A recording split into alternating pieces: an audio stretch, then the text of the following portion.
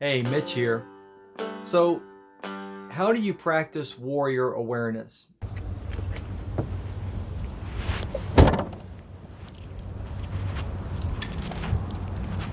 So, I decided to put the camera in my pocket and go out to the grocery store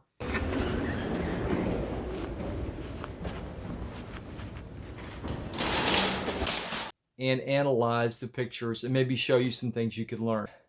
There are four main things that I want you to do to be aware in your environment.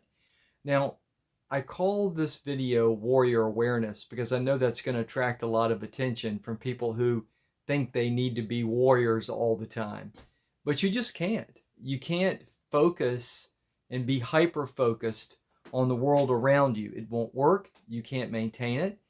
And it's just not a sustainable way to go about in the world. Also, it leads to paranoia and fear and everything else. It's just not practical.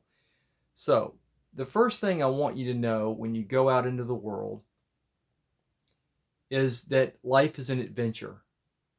So create a mental and physical stance of relaxation, adventure, and openness so that when you go out into the world and you leave your home, then you're going out into it with a sense of wonder and expectancy so that everything is interesting and your curiosity is piqued and so forth. Because if you approach the world in that way, you'll notice things like crazy. However, if you go out into the world and say, I got to get these chores done as quickly as I can, I got to knock this out so I can get home and watch Netflix, then you're not going to notice things. You're going to be oblivious to what's going on around you. So engage with the environment. Life's an adventure. Approach the world with a sense of wonder. So the next thing is that you should not turn your back on your neighbor.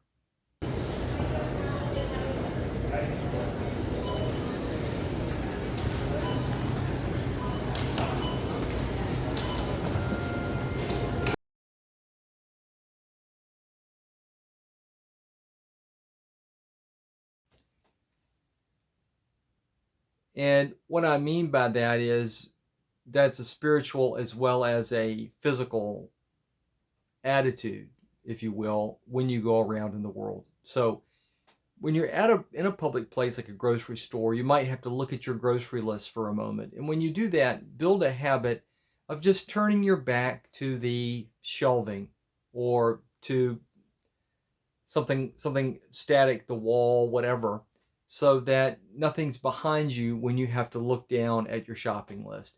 And I advise that you take a paper shopping list, not your cell phone, because your cell phone is going to engage you. It's going to ding and ping and so on if you don't have it turned off. Now, I personally turn off all the alerts on my cell phone. It's silent.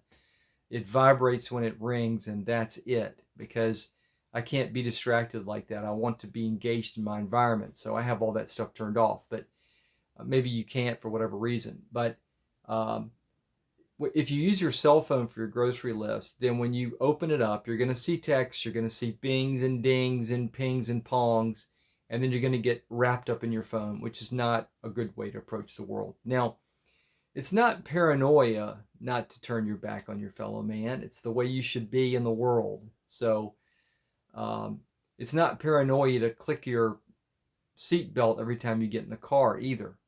It's just a good habit. So it's a good habit to just not turn your back on your fellow man.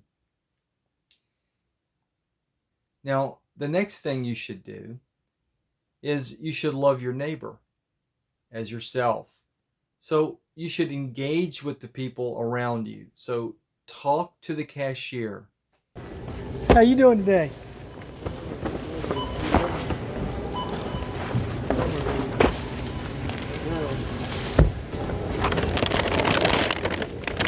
Oh man, I hate it when that happens. Yeah, the handles break off. It's so frustrating. Yeah, it looks like they're not getting any better, are they? The quality's not improving. Talk to the people adjacent to you in line. make conversation.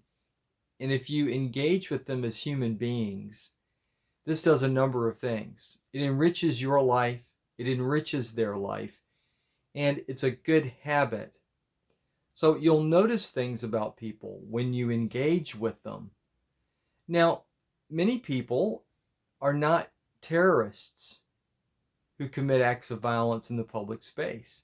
Not everyone who creates or perpetrates an act of violence in a public space is the sort of person who's there to commit murder or to be a terrorist or to rob the bank or what have you. A lot of those people are just everyday folks who lose their temper, just everyday folks who, for whatever reason, snap. Now imagine if someone who's having a really bad day and is on the verge of snapping is in line in front of you or behind you in the market, and you strike up a conversation with them and you say, "How are you doing today?" Is it possible that that might actually prevent a situation? Is it possible that when you ask the person that, you'll be able to tell that they're disturbed and upset and on the verge of exploding, and that you might be able to do something to diffuse it, avoid it, or de-escalate it? Definitely. So, love your neighbor. And then the last one is, don't look down at your cell phone all the time.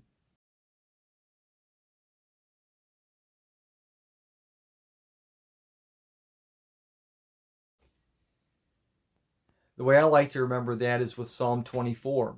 Lift up your heads, O ye gates. Yea, lift them up, ye everlasting doors, that the King of glory may come in. Lift up your heads, look around, be a conduit for goodness and decency and empathy to flow into the world and through you, right? So if you're staring at your phone and you're disengaged with the environment, you know, you're not going to learn, you're not going to notice, and you're going to be oblivious to your surroundings. So I noticed a security guard, two security guards in this grocery store, and both of them were engaged in conversations with their backs turned to the entire store.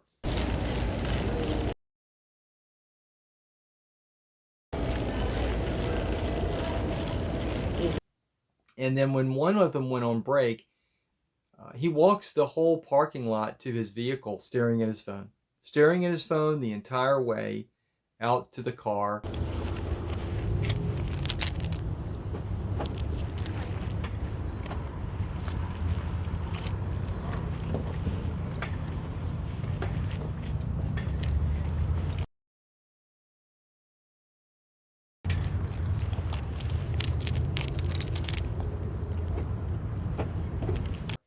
And oblivious to the world. And when I put my cart away, he never turned. He never even looked over to see who was walking up behind him.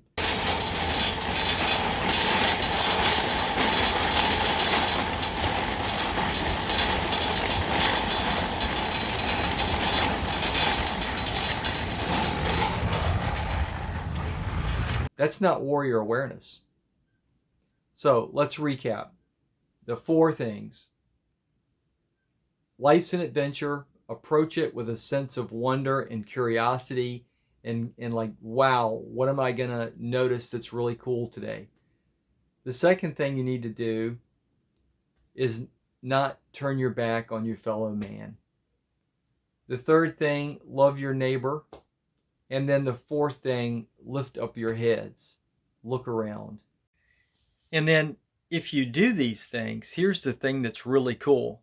You'll actually be a happier, healthier, nicer, and kinder person. And that's really more than just an added bonus, right? So, if these things are interesting to you, then you should think about taking the Heritage Self-Defense class in Richmond, Virginia, or consider signing up online for our distance learning program at heritageartsinc.com. We are a federally recognized nonprofit.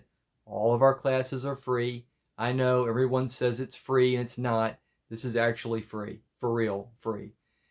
The only thing we ask of you is that you subscribe to our YouTube channel and that you share our videos. And if you like what you saw and you enjoy the product, then by all means, consider making a donation at heritageartsinc.com. Thanks for watching. Take care. Can you turn off that? Thank you. I got that one. All right. Oh, my Kroger card. I forgot to give you my Kroger card. I got to give them my Krogerific bargains.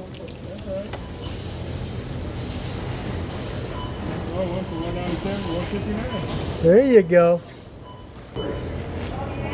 Thank you very much, sir. You have a pleasant evening. Take care.